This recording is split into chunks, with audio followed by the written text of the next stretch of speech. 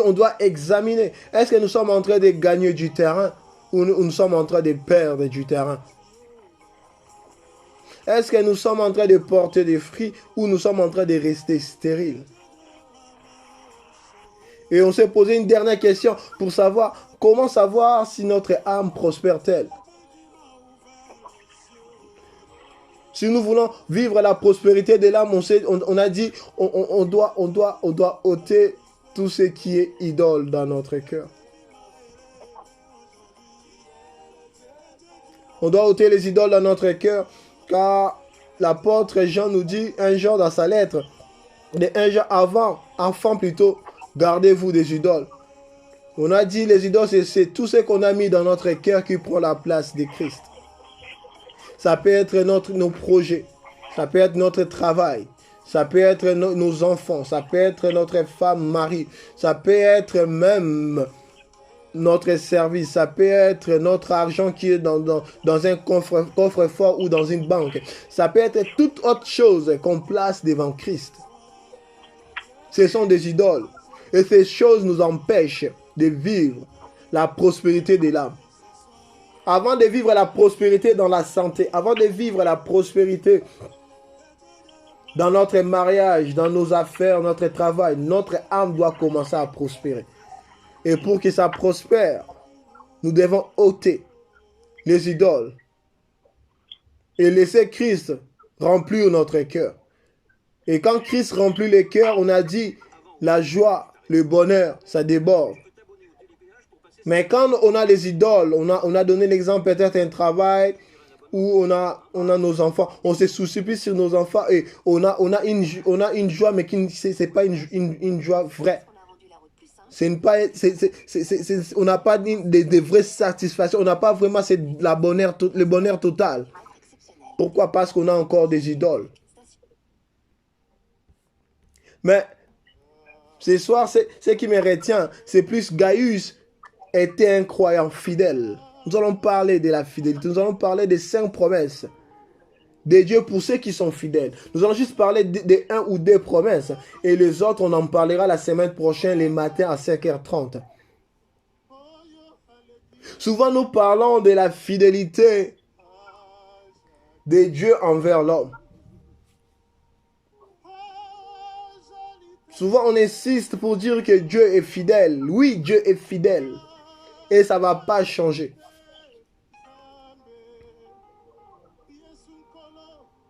Mais Dieu aussi cherche des hommes fidèles.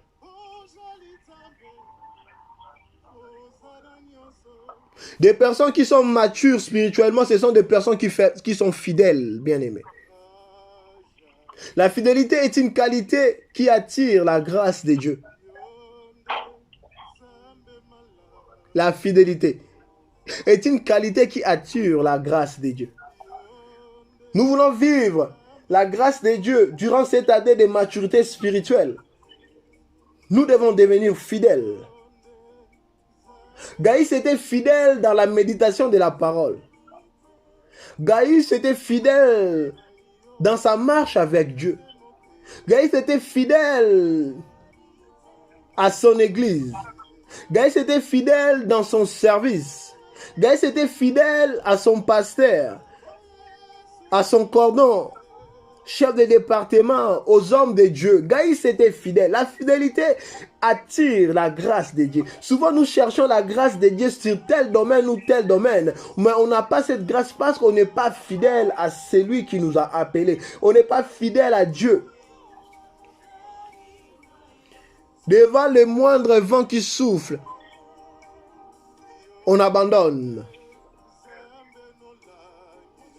Or, il y a des innombrables bénédictions pour ceux qui sont fidèles. Il y a beaucoup de bénédictions.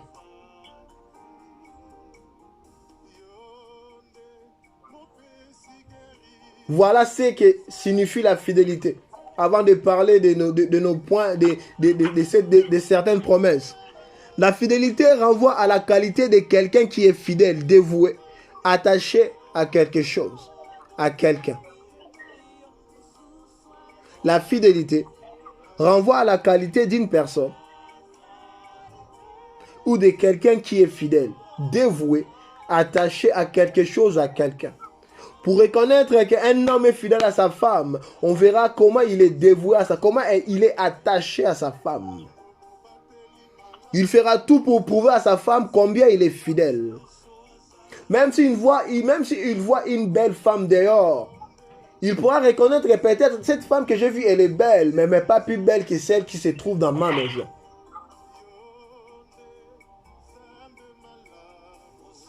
La fidélité, c'est cette qualité qui décrit quelqu'un de constant dans ses sentiments, ses affections, ses habitudes. Donc Gaïs était constant dans sa marche dans la vérité. Gaïs était constant dans l'amour. Il marchait dans l'amour, dans ses sentiments, dans ses affections, dans ses habitudes. Donc, si ses habitudes étaient que de lire la Bible 2 fois la journée, il lisait sa Bible 2 fois la journée. Daniel était tellement fidèle. La Bible nous dit que malgré la loi qui a été établie interdisant les gens de prier, mais comme il était fidèle dans ses habitudes, il est parti quand même prier son Dieu.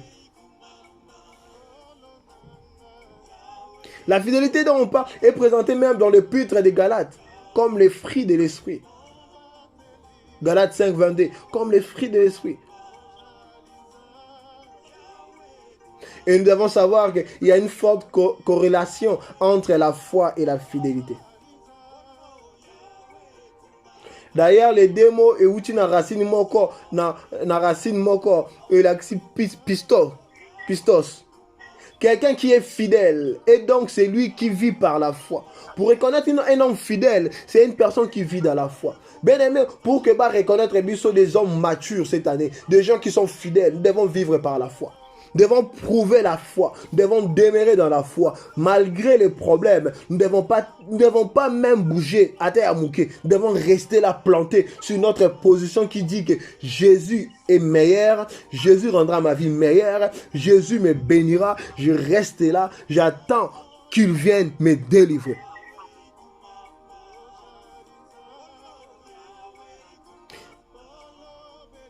Qui vit par la foi, qui demeure dans ce qui lui a été transmis. Qu'est-ce qui nous a été transmis? La foi en Christ, on reste fidèle. Et il est constant et loyal. Dieu promet de bénir tous ceux qui lui ont, tous ceux qui sont fidèles à lui. Dieu promet de bénir toute personne qui est fidèle.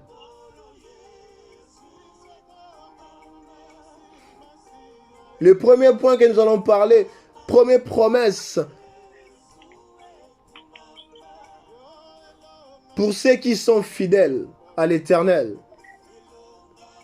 L'Éternel est en train de promettre de combler des bénédictions toute personne fidèle.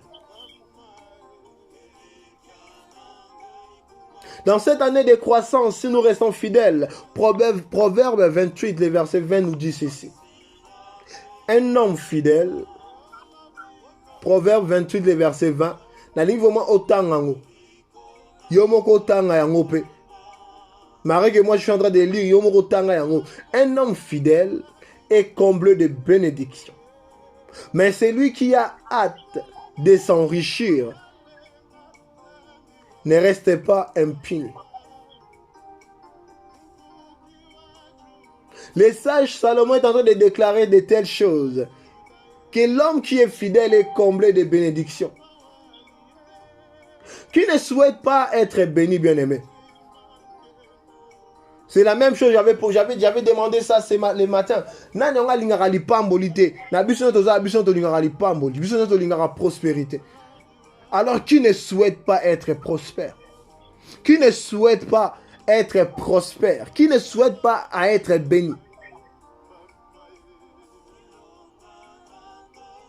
Au quotidien, nous allons sacrifier. Non pas seulement parce que Babi que ça gêne à toute l'église. Mais nous allons au quotidien, on a besoin de pambolanga. La bénédiction est quelque chose que tout le monde est en train de chercher. Que tu sois pasteur, que tu sois évangéliste, docteur, prophète, apôtre, que tu sois diacre, que tu sois chantre, que tu sois mundimi simple, Que tu sois celui qui balaye l'église. Que tu sois celui qui est juste venu maintenant. Nous tous, nous désirons, nous cherchons la bénédiction. Alors soyons fidèles. Moïse a été fidèle dans toute la maison de l'Éternel. Nous dit le livre des Nombres. Voilà pourquoi il a été enseveli par Dieu lui-même. Quel privilège.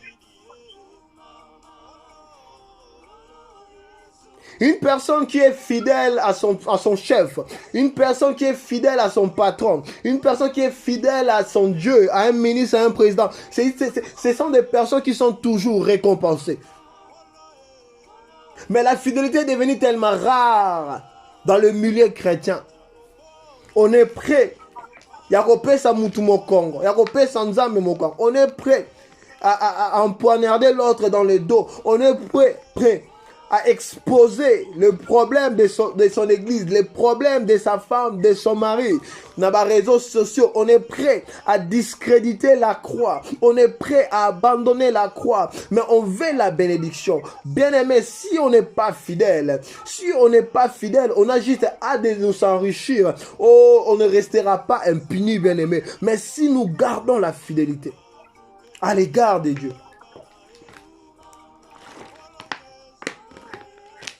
Joseph avait raison dans sa fidélité. Joseph, en raison de sa fidélité vis-à-vis de Dieu, dans les temps difficiles, on a vu s'ouvrir les portes de la royauté, de la plus grande civilisation de son époque. Joseph était comme nous aussi, dans un autre pays. Lui, il était même esclave. Il n'était pas un ngundiste. Mais lui, il était parti en Égypte comme esclave. Il avait la promesse de Dieu. C'est la même chose avec vous aussi. Vous avez la promesse de Dieu durant cette année de maturité. Vous avez la promesse de Dieu durant cette année. Dieu vous a dit qu'il va vous bénir. Mais il y a les difficultés qui sont toujours là. Les temps sont difficiles pour vous. Si vous restez fidèle à l'Éternel dans sa parole comme Jésus devant la femme de Potiphar, même si vous allez vous retrouver dans une prison, la fidélité fera que le port de la royauté s'ouvre dans votre vie au nom de Jésus-Christ. La fidélité.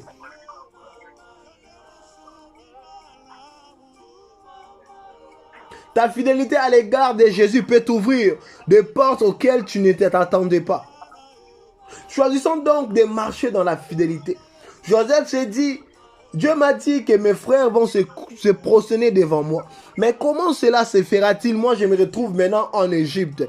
Je ne suis plus dans la maison de mon père. Là où j'avais une tunique à plusieurs couleurs différentes de mes frères. Là où j'étais honoré, aimé par mon père. Là où je vivais des privilèges. Comment ces prophéties, comment ces visions, comment ces rêves peuvent se réaliser maintenant que je suis ici, esclave de Potiphar? Et sa femme est en train de me tenter. Je dois tomber ou je dois rester fidèle. Ma Bible me dit que tu ne toucheras pas aux femmes d'autrui. Moi, je ne peux pas tomber dans l'adultère, dans l'impudicité à cause des biens. Je vais rester fidèle à Dieu. Joseph avait choisi la fidélité. Bien aimé, je vais vous rappeler, le fait de choisir la fidélité à l'Éternel vous amènera beaucoup de difficultés, beaucoup de problèmes. Mais ne perdez pas espoir, même dans la prison, les portes vont s'ouvrir.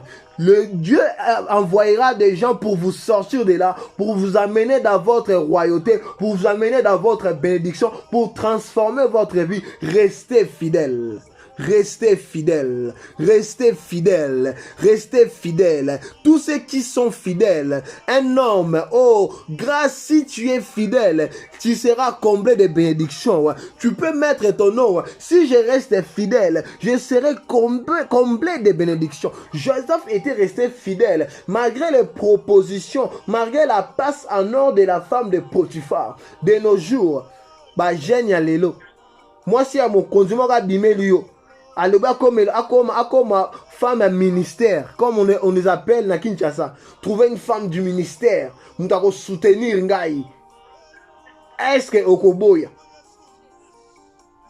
avec les moments difficiles que nous avons, Oh là la kola mukaka. Ozwaka ba 10 000, ba 15 000. Est-ce que koboya? Est-ce que nous allons choisir la fidélité ou nous allons lâcher la fidélité? Est-ce que nous allons choisir de marcher dans la fidélité ou nous allons lâcher la fidélité pour nous enrichir vite?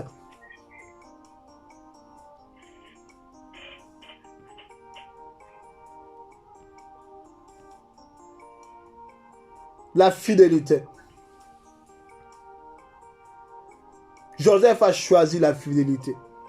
Le deuxième point, Dieu bénit la prospérité de celui qui est fidèle.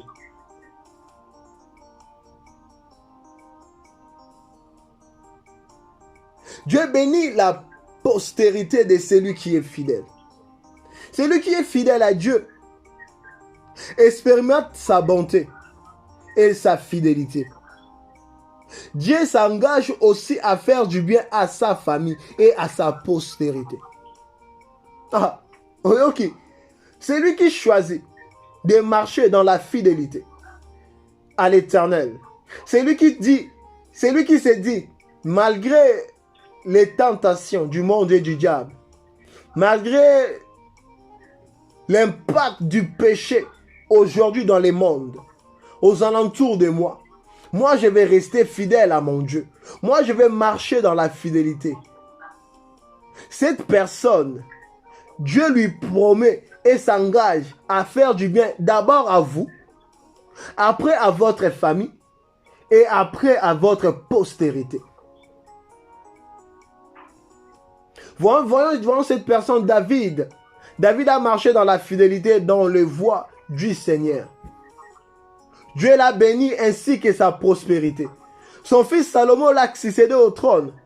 De plus de sa postérité, sortit le Messie. Quel privilège! Juste à cause de la fidélité de David. David, quand Dieu lui disait quelque chose, David le faisait. David n'était pas comme Saül, qui a marché dans la désobéissance. David marchait dans la fidélité. David marchait tellement dans la fidélité que quand il tombait, le prophète venait lui dire tu as tombé. Il s'est prosterné pour te demander pardon et réconcilier à Dieu immédiatement. Et de David est sorti Jésus au Toto Sambelalelo. Quel privilège!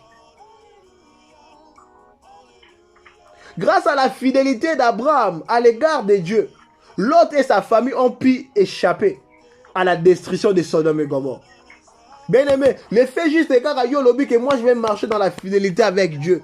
Moi je vais suivre le pas de Dieu. La fidélité, ta fidélité fera que même tes cousins, même tes cousines, tes tantes, ton père, ta mère, là où ils sont, qu'ils soient sauvés à cause de toi.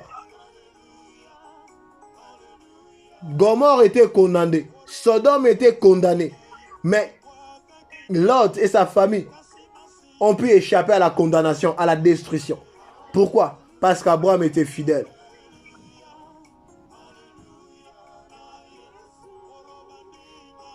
J'ai fait alliance avec mon élu. Voici ce que j'ai juré à David. Psaume 89, 3 à 4. J'affermirai ta postérité pour toujours. J'établirai ton trône à perpétuité. Un roi vient rajouter, il dit, mais le roi Salomon sera béni et le trône de David sera pour toujours affermi devant l'Éternel. Sachez donc que c'est l'Éternel ton Dieu qui est Dieu. C'est Dieu fidèle, garde son alliance, sa bonté et sa bonté jusqu'à la 1000e génération envers ceux qui l'aiment, qui respectent ses commandements. Notre fidélité peut donc déclencher de la faveur divine, la grâce divine, la bénédiction divine, la protection divine sur notre famille.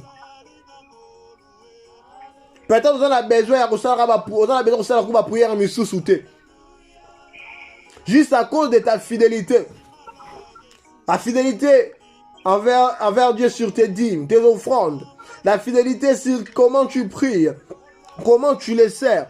La fidélité sur ton église, la fidélité dans ton église, la fidélité dans ton service, la fidélité dans Moussalanzam, la fidélité dans la prière, la fidélité dans l'adoration, la fidélité dans ta vie chrétienne peuvent déclencher la faveur de Dieu dans ta vie. Tu n'as même pas besoin que battoir ou tu le beaucoup. Juste la fidélité peut te délivrer. Juste la fidélité fera que Dieu te bénisse jusqu'aux 1000e génération. Mais est-ce que nous sommes fidèles à Dieu? C'est ça la grande question.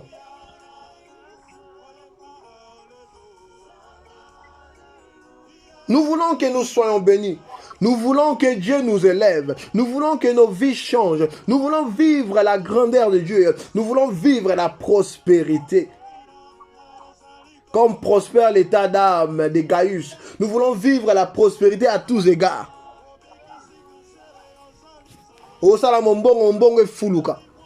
Marchons dans la fidélité. Dans la fidélité. Marchons dans la fidélité. Marchons dans la fidélité. On vient de voir la fidélité, c'est que la fidélité peut nous amener. La fidélité peut nous combler de bénédictions. Cette année, si nous voulons vivre la bénédiction, restons fidèles, marchons dans la fidélité. La fidélité fera que Dieu bénisse nous-mêmes, notre famille et notre postérité. La fidélité. Voilà le genre de personnes que Dieu est en train de chercher cette année. Dieu ne cherche pas des enfants. Dieu cherche des gens qui sont matures, fidèles, pour que ces gens-là vivent la postérité. Ce n'est pas avant qu'ils nous parlent de la prospérité. Des fois, nous parlons de la prospérité, mais mais la prospérité réelle de Christ est donnée aux gens, aux chrétiens, aux croyants qui sont fidèles. Aux croyants qui sont fidèles. Est-ce que Dieu, si à la grâce, il voit la fidélité? Si Dieu est en train de regarder comment grâce est en train de marcher, est-ce qu'il voit qu'il marche dans la fidélité? Ce sont des questions que nous devons nous poser ce soir.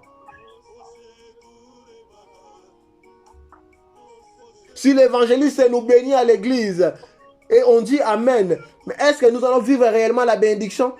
Est-ce qu'on est fidèle? Ici, les pasteurs nous prient pour nous. Est-ce que nous allons vivre la main de Dieu? Tout dépend de notre fidélité.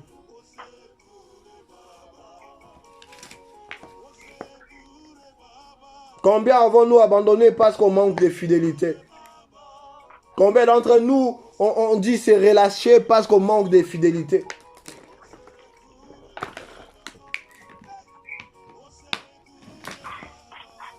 Devenons fidèles. Devenons fidèles. Marchons dans la fidélité. Étant qu'un homme de foi, marchons dans la fidélité. En demeurant sur ce qui nous a été transmis. Restons loyaux à l'Église. Restons constants dans notre marche avec Dieu. Abraham était constant. Aujourd'hui, on parle de David. David était constant. Aujourd'hui, on parle d'autres hommes de Dieu. Ils étaient constants. Même si les autres s'enrichissent dans le péché, nous restons fidèles. Ces gens-là, leurs âmes ne sont pas prospères. Ils vivent la prospérité mondaine, mais ils ne vivent pas la prospérité de l'âme. Ils ont beaucoup de problèmes. Voilà pourquoi il y en a certains qui ne dorment pas. Mais nous, étant que des hommes matures, des hommes spirituels, marchons dans la fidélité. La fidélité à Dieu amènera des promesses, amènera la bénédiction dans nos vies. La fidélité à Dieu changera nos vies. Que Dieu bénisse sa parole de ce soir.